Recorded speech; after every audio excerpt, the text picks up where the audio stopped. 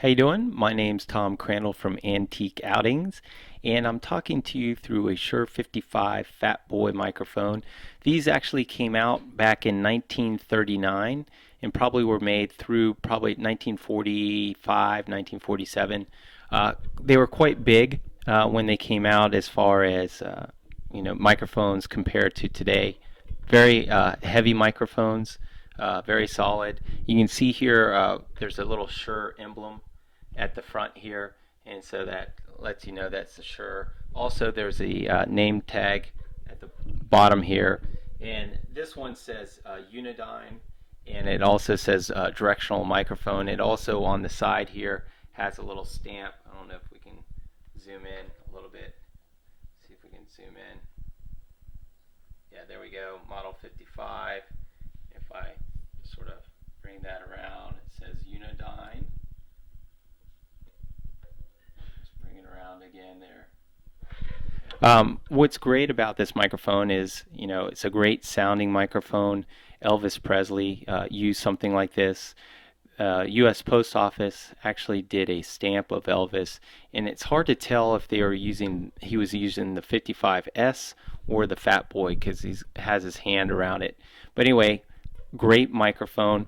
If you look at the bottom here, this of course screws into a like a desk stand or a stand that you put up on stage, and then here in this particular model, it has a 3 input or XLR input, and then it connects out to a quarter inch.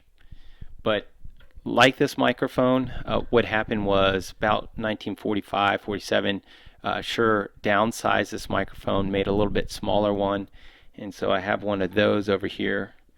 So I'll just show you what that looks like compared to the two here. You can see the newer one or the later model is definitely smaller.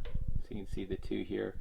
You also notice that this has a maroon mesh. This one has a blue, of course.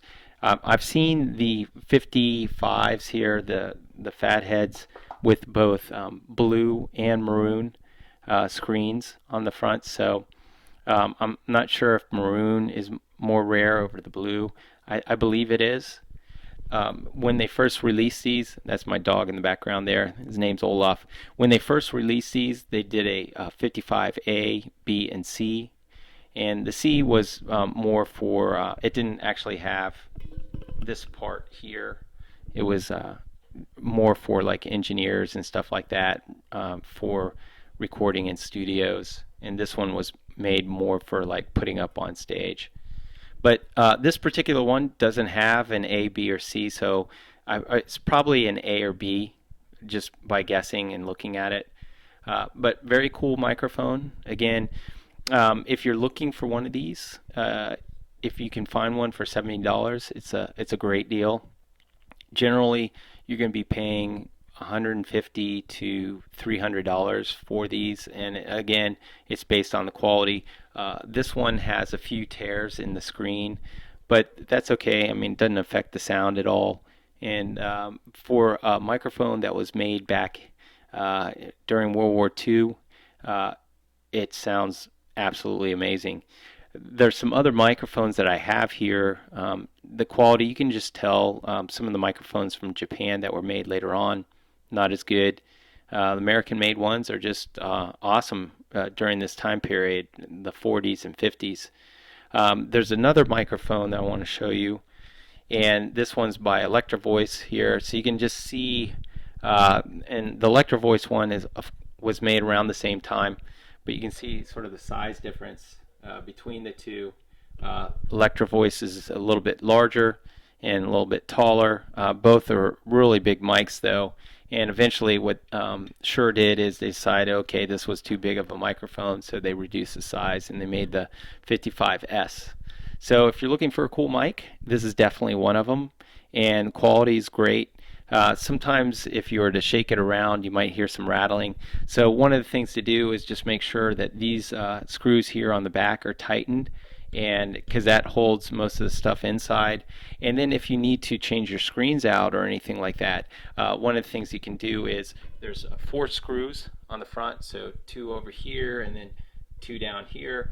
You just can unscrew those, and that will take the faceplate off there, and then you can clean off the screen if you need to, or maybe you need to play around with some of the innards inside the microphone, or maybe even replace the innards inside the microphone.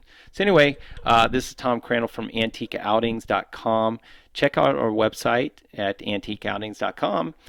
We have lots of product reviews on stuff like this, old-time microphones, and we have all sorts of antiques on there as well.